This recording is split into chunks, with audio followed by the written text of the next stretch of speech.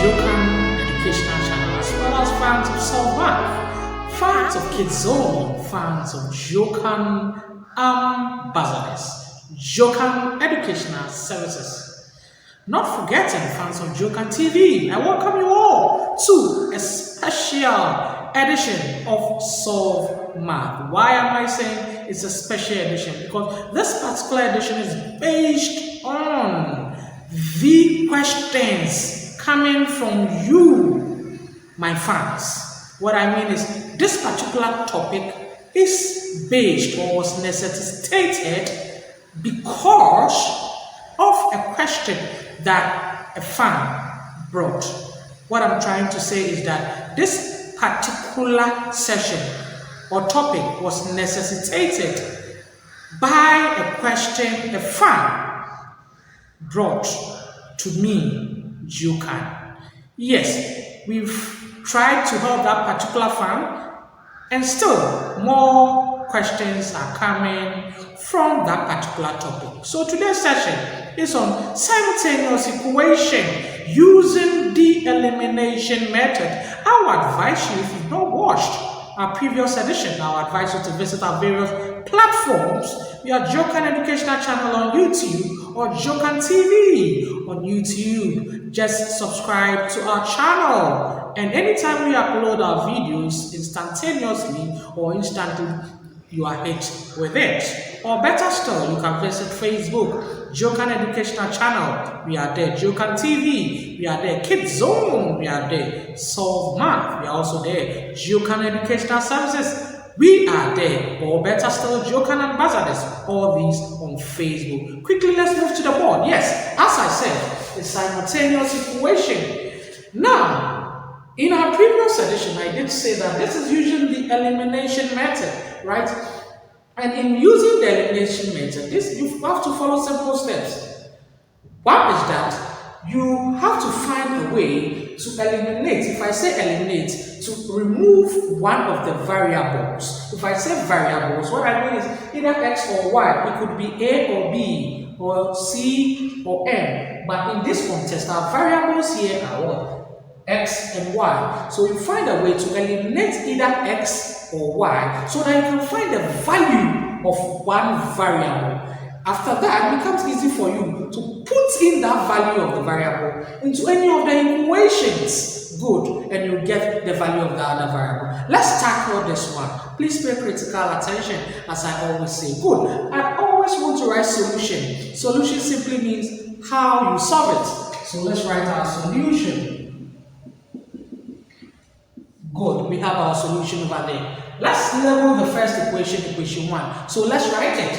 We have x minus y is equal to negative 2. We label it equation 1. Okay, good. Then x plus y is equal to negative 4. We label that one equation what? 2. Very good. Good. So this is equation 1, this is equation 2. When you do that, it makes it easy for you to solve the equation. Good. So now, we are using the elimination. So just observe it. In doing something, we can eliminate one of the variables, right?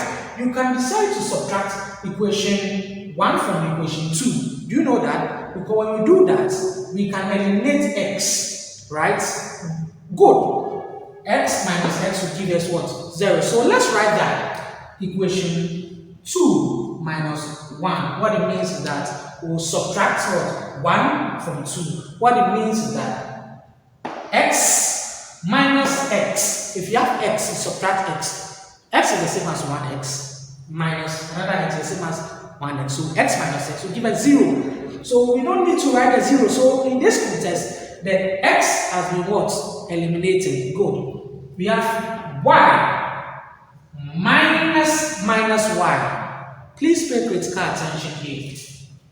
Y minus y.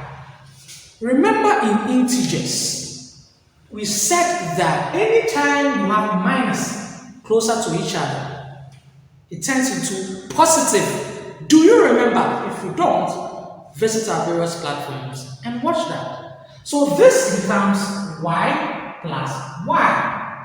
That is what it means. And 1 plus y will give us 2y. It's like 1y plus 1y, which becomes 2y. So in this context, it becomes 2y. Good. I believe you got it.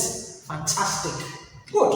Then you have your equal to in line. Remember, it's 2 minus 1. That's equation 2 minus equation 1. So here what do we have? Minus 4 minus 2. That's negative 4 minus negative 2. Let's write it here. Pay critical attention here. Negative 4 minus negative 2. As I said, here too the same thing. We have 2 minus there. It turns into what? Positive. So it becomes negative 4 plus 2. And negative 4 plus 2 is easy. You are owing 4. Then you go and pay 2. This is integers. We've treated it. You are owing 4, then you go and pay 2. You'll still be owing. But how much will you be owing? You'll be owing 2. Because when you subtract the 2 from the what? 4, you have 2. So negative 4 plus 2 will give you what?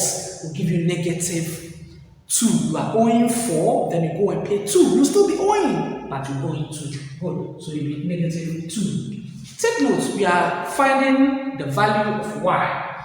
So y should stand alone.